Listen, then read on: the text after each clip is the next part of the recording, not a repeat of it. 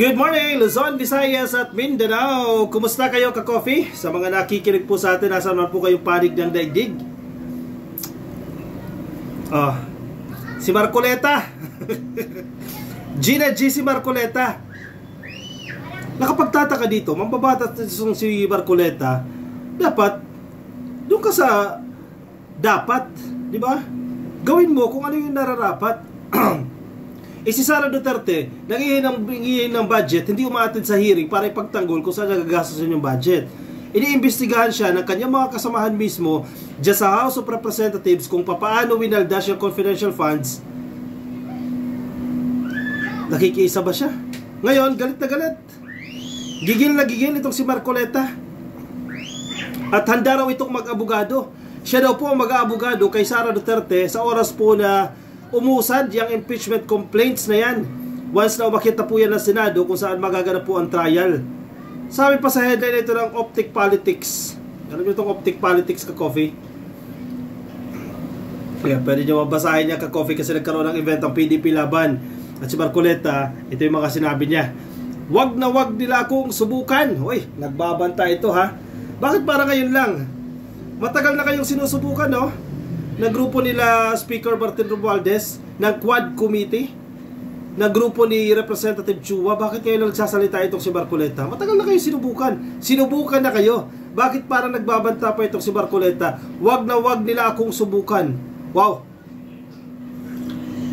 ano magagawa niyan? Tinanggal nila ako sa Justice Committee kasi i-impeach nila yung Vice President para hindi na ako siguro makasali. Tinanggal nila ako sa Justice Committee. Sige, basa. Ang sabi ko sa kanila, yun ang akala nyo. Subuk-subukan nyo i-impeach ang Vice President. I will suggest to her that she should engage me as her defense counsel. Oy, wow, mambabatas yan ka-coffee ha. Dapat, di ba pag ganun, mag-resign ka para walang conflict of interest. Mag-resign ka bilang isang kinatawan ng party list. Bilang miyembro ng House of Representatives at saka mo ipagtanggol si Sara Duterte. Kasi sinasabi ni Marcoleta, once na umakyat na ng Senado yan, gumulong yung investigasyon dyan, ako yung tatayong abogado. Pero wala sinasabi si Sara dyan ha. Isasuggest lang daw ni Marcoleta na siya ang kunin na legal counsel, ang tumayong abogado sa hearing na yan, sa impeachment trial na magaganap po sa Senado. Kasi mali na po ang nangyayari. Wala nang hustisya. Sabi ko sa kanila, bakit nyo sinusuri ang confidential funds ng Office of the Vice President? Why? Valid ba yung question na yun? Tingnan ninyo.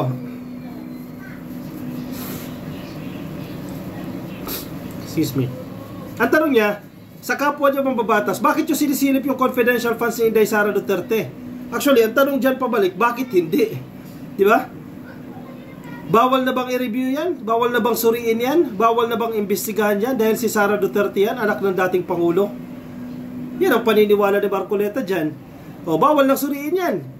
Yan ang gusto nyo palabasin dyan. Aba, ano yun? Anak ka ng Diyos? Ikaw lang ang anak ng Diyos? Hindi kayo pwede silipin. So, ang gustong palabasin dyan ni Marcoleta, hayaan nyo siya. Hayaan nyo si Sara kung anong gusto niya gawin sa confidential funds. Wala kayong pakialam dyan. Confidential funds niya yan eh. Yun ang gusto niyang palabasin. Gusto niyang sabihin sa mga miyembro ng House of Representatives na huwag niyong suriin yan. Huwag niyong imbestigahan yan. Pwede ba yun? Buti sana kung wala ka nakikitang irregularities. May nakikita kang irregularities eh. COA findings eh. COA mismo nagsasabi, illegal yung naging paggastos. Hindi tama yung naging paggastos. Diba, kung makakita ka ng usok, may apoy yan. Imbestigahan mo kung nasaan yung usok. At bakit nagkausok?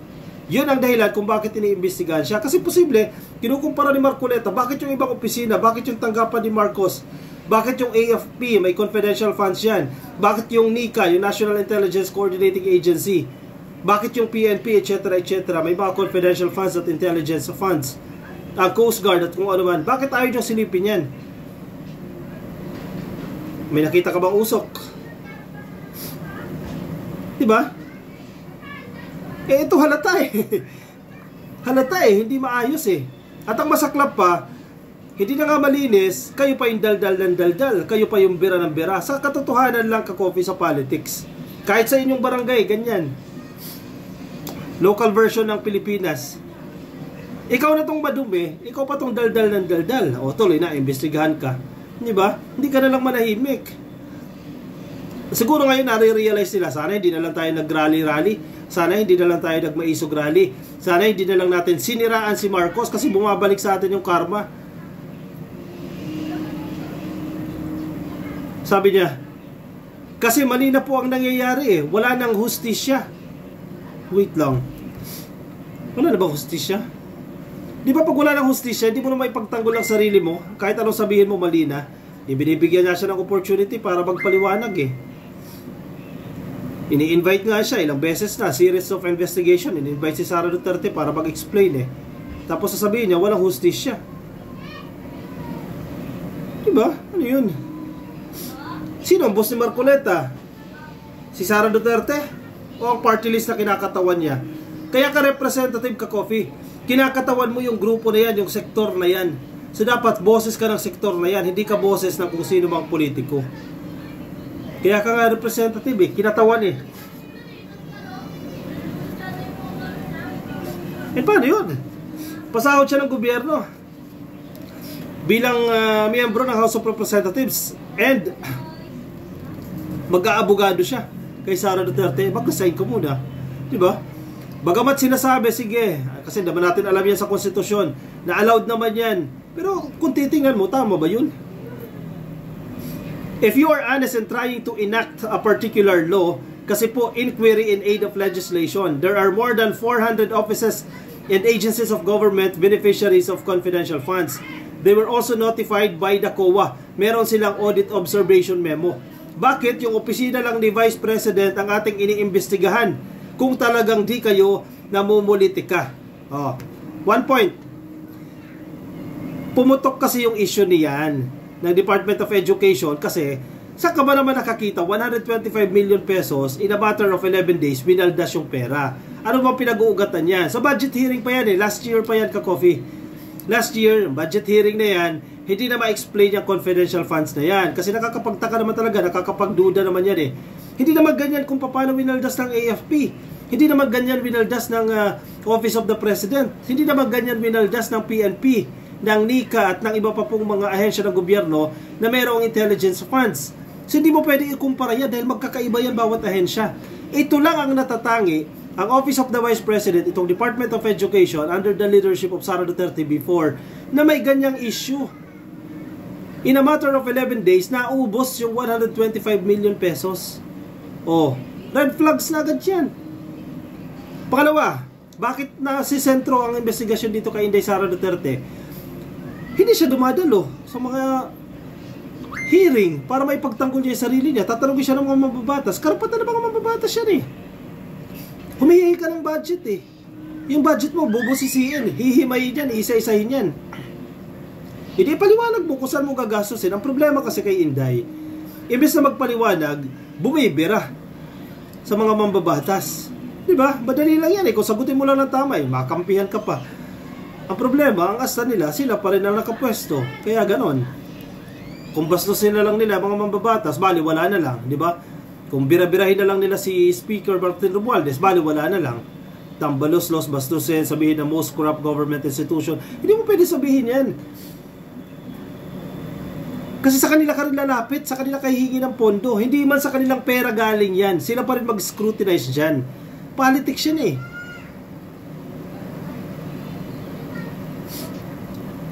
Bakit yung opisina daw ni VP ang ating iniimbestigahan kung talagang di kayo nabubulitika?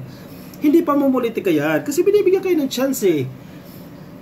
At nakitaan kayo ng butas eh. O si Mary Grace Piatos. Ano ba nangyari kay Mary Grace Piatos? Beneficiary yan ng purchase of information galing sa confidential funds. Verify ng PSA. Walang ganyang tao na nag-exist. O si Kokoy Villamin. Walang taong ganyan nag-exist. At napakarami pang iba. Kumbaga random check ba? Kung sa random, nakitaan mo. Kasi hindi naman kaya lahat ng ano yan eh. Ng House of Representatives, kung sinasabi dito ni Marcoleta, 400 offices, hindi na kaya lahat yan. Natutukan lahat yan, imbestigahan yan, isa-isa yung 400 offices na yan. Siyempre mag-random ka dyan, base doon sa mga reports na natatanggap mo. Para sa krimen lang yan eh. Maraming gumagawa ng krimen pero hindi lahat na iimbestigahan. Doon ka sa may matibay na ebidensya, sa may mga reports na nakikita mo, and then you focus on that specific case. Nagtanong ko dito kay Marcoleta. Matalino naman to si Marcoleta. Binig pa tayo noon dito, di ba? Interview pa nga natin to eh. Pero para sa mga Duterte, nasisira siya dyan. Pangalawa, yung pag-audit, yung pag-i-examine ng mga panel ng mga reports about public expenditures. Ito po ay trabaho ng COA. There is only one office, there is no other office mandated to audit and examine the expenditure of public funds. Only the Commission on Audit. Talaga ba? Ganun ba ang ginawa ng House of Representatives? Ng Quad Committee? Hindi ah. Ang investigasyon nila ay bumabatay din doon sa mga reports na ginawa ng COA. O, kasi parang pinapalabas siya dyan, nagkakaroon ng duplication of function. Inaagawan ng Quad Committee itong function ng COA. Walang ganyang nangyayari. COA pa rin talaga. It's just that yung reports na inilalabas ng COA, doon nagtitake off, nagigets siya baka coffee, doon nagtitake off yung mga investigasyon, yung mga arguments, yung mga questions ng mga mambabatas. So walang duplication doon. Bakit po natin ginagawa ang trabaho ng COA? Naku, hindi ko na mag-gets si Marcoleta dyan. Ma-justify niya lang yung argument niya pero mali eh. Inagawan ba? Ni Hernandez, ni Gutierrez, ni Luistro ang trabaho ng COA? Kayo naman COA, bakit yung sinurrender ang inyong tungkulin? Sinurrender ba ng COA? Wala naman ah. Meron pong problema dito. Nilalabag natin ang saligang batas. What was delegated can no longer be delegated. Ewan ko, hindi ko nakikita kung saan yan. Kaya lang po, pag ako ay nagsasalita ng ganito, pinapaalala ko sa kanila, tinuturuan ko sila. Ang pinapasagot nila sa akin, yung mga magugulo. Guguluhin nila ako, hindi sila makikipagdebate. Ang gagawin nila, manggugulo lang. Pagkatapos, papatayin nila yung aking microphone. Alam mo, ito, advice to kay Marcoleta. Pwede niya naman gawin yan eh. Mag-file siya ng resolution. Total, ang main argument niya, bakit si Sara lang ang iniimbestigahan ninyo? O, pa-imbestigahan ka AFP. Pa-imbestigahan niya ang Office of the President. Miyembro pa rin naman siya ng House eh. O, hindi mag-file siya ng resolution ng reklamo niya in aid of legislation. Eh kung valid naman yan, makampihan yan, makitaan ng merit ng mga kapwa niyang mababatas, bakit hindi magsasagawa ng investigasyon? Ito pa sabi niya oh, napakamahal po ng kuryente, napakamahal ng presyo ng bilihin, napakamahal pa rin ng tubig, wala pong tumitingin dyan. Ang gusto lamang nilang gawin, mag-hearing lang ng mag-hearing sa Quadcom. Ewan ko kay Marcoleta. Sana sinabi niya yan from the very beginning sa kampo ni Inday. O, focus na lang tayo dito. Ano yung magagawa ng Office of the Vice President para mapababa natin yung presyo ng bilihin? Sana ganoon na lang. Sana nabulungan niya yung kampo ni Inday. O, wag na tayo manggulo. Wag na natin kontrahin ng kontrahin kasi hindi naman nakakatulong eh. Wag na natin gawa ng fake video. Itong si PBBM Bangag. Diba? Eh kaso yun ang pinuntirya nyo. Sana noon pa lang, yan na ang argument nyo. Mag-focus tayo dito sa issue. Presyo ng bilihin. Diba? Eh di sana wala nang ganyan. Kasi hindi mo rin naman pwede sabihin yan eh. Sa Quadcom, itigil yung investigasyon na yan. Ano ka? House Speaker? Hindi siya House Speaker. Miyembro lang siya ng House of Representatives. Irespeto mo rin ang hierarchy. Ang Quadcom, wala silang ibang subject matter kundi i-prosecute ang dating Pangulo ng Republika ng Pilipinas. Nakakahiya na po ang kanilang ginagawa, sabi ni Marcoleta. Talaga ba?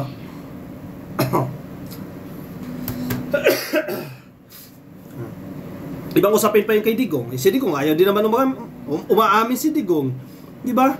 Sa mga pinaggagawa niya ng administrasyon niya. O, kasalanan ba ng Quadcom yun? Si Digong yung nagsasalita. Si Sara hindi nagsasalita. Kung magsalita man, babastusin. Di ba? Nasa kanilang mali eh. Kasi, hindi sila naka-move on eh. Yung estado na kami ang pinakamataas, kami ang presidente, kampo namin ang presidente, lahat ng gagawin namin ay dapat sundin ninyo. Hindi nyo kami pwedeng kontrahin. Yung era na yun eh. Yung 6 na taon na yun ni Digong hindi pa sila nakaka-move on sa ganong sitwasyon. Nandoon pa rin sila. Gising, Marcos era na. Tapos na ang 6 years nyo. Si Marcos na, hindi na kayo ang boss. Huwag na kayo mag-feeling boss. Tapos na kayo, expired na kayo. Takbo ulit kayo sa 2020. Kung makalusot kayo, hindi kayo na yan. Pero this time, katok, gising, hindi nyo panahon. Maghintay kayo sa panahon ninyo. Irespeto ninyo ka-coffee, yung bagong liderato. O siya, ano sa tingin ninyo ka-coffee? I-comment ang inyong opinion, reaction dyan sa ating comment section para mabasa po yan ng iba nating mga ka-coffee, mga nasa Facebook. Baka di pa po kayo naka-like, naka-follow sa ating Facebook page. Pasuyo na lang ka-coffee, like and follow. Yung mga nasa YouTube, click lang po na subscribe dyan sa baba. Subscribe at hit nyo na po yung notification icon para kayo po i-updated sa ating mga bagong upload. Siya.